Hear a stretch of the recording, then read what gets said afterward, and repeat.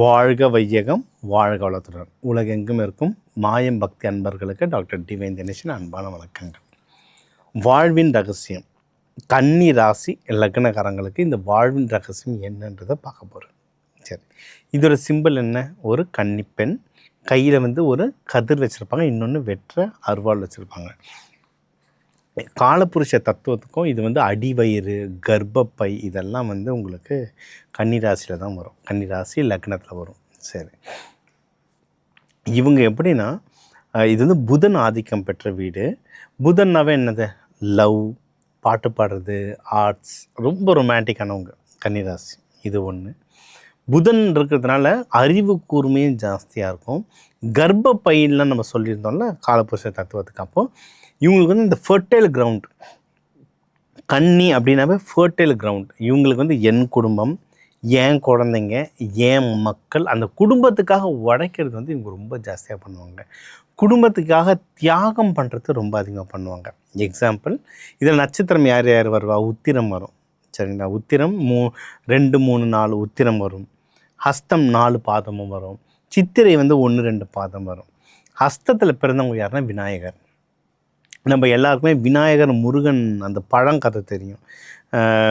இவர் முருகர் மயில் ஏறி வருவார், லேட்டாக வந்துடுவார். தலைவர் விநாயகர் அப்பா அம்மாவை சுற்றி படத்தை வாங்கிப்பார். அது வரைக்கும் தான் நம்மளுக்கு தெரியும். முருகர் கோச்சிட்டு வந்தார் பழனிக்கு, இது தான் தெரியும்.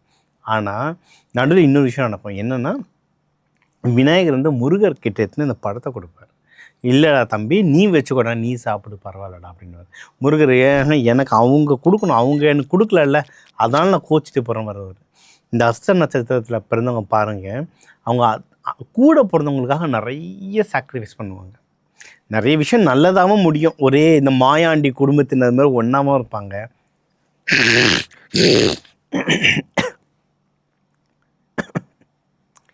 நிறைய பேர் சகோதரர்கள் சகோதரியால் ஏமாற்றப்படுறவங்க நிறைய பேர் இருப்பாங்க. இந்த சொத்தில் நிறைய பேருக்கு சொத்து கிடைக்காமல் போகிறது.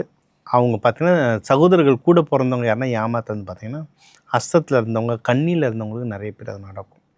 இன்னொன்று, கண்ணியில் நீங்கள் அந்த கன்னி ராசிக்காரங்களை பத்திரமா பார்த்துக்கிட்டிங்கன்னா, உங்களுடைய கூட பிறந்தவங்களாக இருக்கட்டும், ஹஸ்பண்ட் ஒய்ஃபாக இருக்கட்டும், குழந்தைங்களாக இருக்கட்டும், நீங்கள் 1 மடங்கு பார்த்துக்கிட்டிங்கன்னா அவங்க 2 மடங்கு உங்களை பார்த்துப்பாங்க.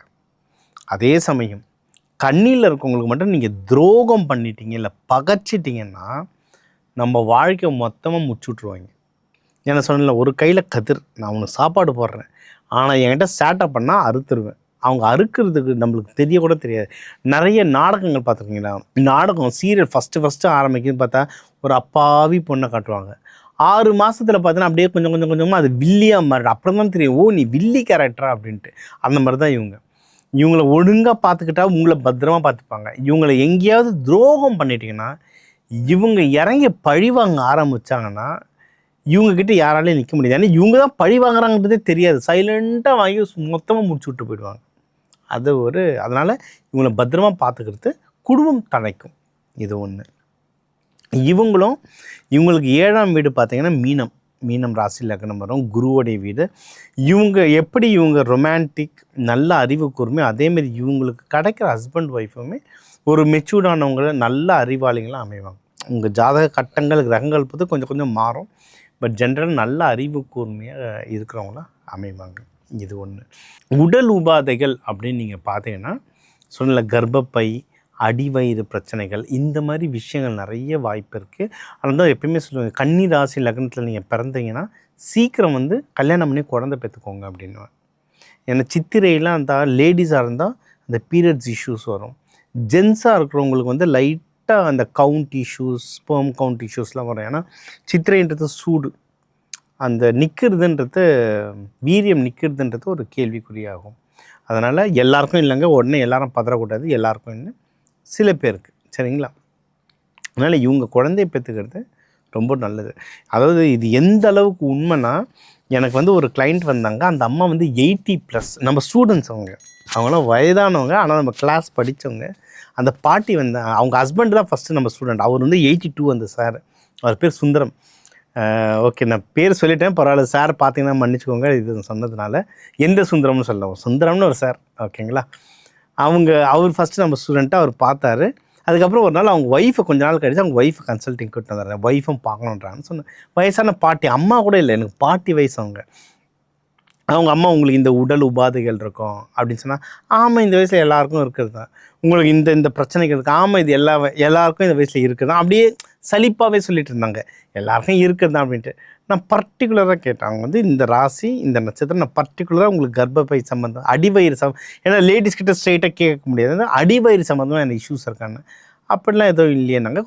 கொஞ்ச நேரம் போகப்போ அவங்களா சொன்னாங்க எனக்கு ஒரு பிரச்சனைன்ட்டு. அது என்னென்னா, அவங்களுக்கு வந்து 40 வயசாக இருக்கும்போது அவங்களுக்கு கர்ப்பப்பை எடுத்தாங்க. அது அவங்க அவங்க கரெக்டாக என்கிட்ட சொன்னாங்க, நீ எப்படி இதை சொன்ன? ஏன்னா இது என் ஹஸ்பண்டுக்கு தெரியும், மேபி என் குழந்தைங்களுக்கு ரொம்ப வருஷம் கழிச்சு தெரியும், மீதி யாருக்குமே தெரியாது. நீ எப்படிப்பா இதை சொன்ன? அதுக்கப்புறம் தான் அவங்களுக்கு வந்து என்னை ரொம்ப பிடிக்கும். அவங்க சொல்லுவாங்க, நான் இந்த பையனை ரொம்ப நம்புவேன், இந்த பையன் மேலே எனக்கு நம்பிக்கை இருக்கணும். ஏன்னா உங்களுக்கு ஒரு நம்பிக்கை, யாருக்கும் தெரியாத விஷயத்தை நீ எப்படி சொன்ன அப்படின்ட்டு. அதுதான் ஜோதிடம். அந்த ராசி லக்னம் தான் அப்படி வரும். அதனால் குழந்தை இவங்க பெற்றுக்கிறது ரொம்ப நல்லது. அதுக்கு அந்த அடிவயிறு சம்பந்தமான உறுப்புகளை பத்திரமா பார்த்துக்கிற உணவு முறைகள்லாம், பழக்க முறைகள், உணவு முறைகள், யோக முறைகள் கொண்டு வர ஆட்டோமேட்டிக்காக சரியாகிக்கலாம். எல்லாரும் பயப்படுறதில்லை, எல்லாத்துக்கும் நான் ஒரு தீர்வும் சேர்த்து தான் சொல்கிறேன். சரி, புதன் அப்படின்றதுனால அறிவு கூர்மை, ஐடியில் நிறைய பேர் இருப்பாங்க, உணவு தொழிலில் நிறைய பேர் இருப்பாங்க, நிலம், இது வந்து பெண் வீடு, நிலராசி, ரியல் எஸ்டேட் பிஸ்னஸில் நிறைய பேர் இருப்பாங்க. சூப்பர். தொழிலெலாம் நீங்கள் பண்ணணுன்னா ரியல் எஸ்டேட் சம்மந்தமாக, உணவு சம்மந்தமாகலாம் நிறைய தொழில் பண்ணலாம். சூப்பராகவே வாழ்க்கையில் முன்னேறுவீங்க. டன். ஸோ உங்களுக்கு தெய்வ வழிபாடு அப்படின்னா கன்னிமார் தெய்வங்கள். கன்னி வீடு, பெண் வீடு, நிலம் வீடு, இந்த நிலத்துக்கெல்லாம் அதிபதி யாருன்னு பார்த்தா கன்னிமார் தெய்வங்கள். கன்னிமார் தெய்வங்கள் பற்றியே நான் ஒரு இன்டர்வியூ தரேங்க, அதுவே கிட்டத்தட்ட ஒரு 1/2 hour போகும். உலகம் முழுக்க இருக்காங்க கன்னிமார் தெய்வங்கள், உலகம் முழுக்க. இப்போ நான் இங்கே இருக்கும் போதே எனக்கு லைட்டாக கோல்டு. என்னென்னா, சிறப்புஞ்சின்ற ஒரு ஊரில் இருந்தேன், உலகத்துலேயே அங்கே தான் அதிகமாக மழை பெய்யும். அந்த சிறப்புஞ்சியில் போனால் 7 சிஸ்டர் ஃபால்ஸ்ன்னு இருக்குது, 7 ஃபால்ஸ் ஒன்றா வந்துட்டுருக்கும். அதுதான் கன்னிமார் தெய்வங்கள். இதை வந்து இந்த 7 சிஸ்டர் ஃபால்ஸை நான் மலேசியாவில் பார்த்துருக்கேன், 7 சிஸ்டர் ஃபால்ஸை சவுத் அமெரிக்காவில் பார்த்துருக்கேன், 7 சிஸ்டர் ஃபால்ஸை வந்து நிறைய இந்தோனேஷியா, நிறைய கண்ட்ரியில் நீங்கள் பார்க்கலாம். கன்னிமார் தெய்வங்கள், அந்த கன்னிமார் தெய்வங்களை நீங்கள் பிடிச்சிக்கிட்டிங்கன்னா சூப்பராக உங்களுக்கு வேலை செய்யும். புதன் அப்படின்றதுனால நீங்கள் வந்து பெருமாள் வழிபாடு, கிருஷ்ணர் வழிபாடு, இவங்களும் சூப்பராக வேலை செய்யும். ஹஸ்தமாக இருந்ததுன்னா தாராளமாக விநாயகரை வழிபடலாம்.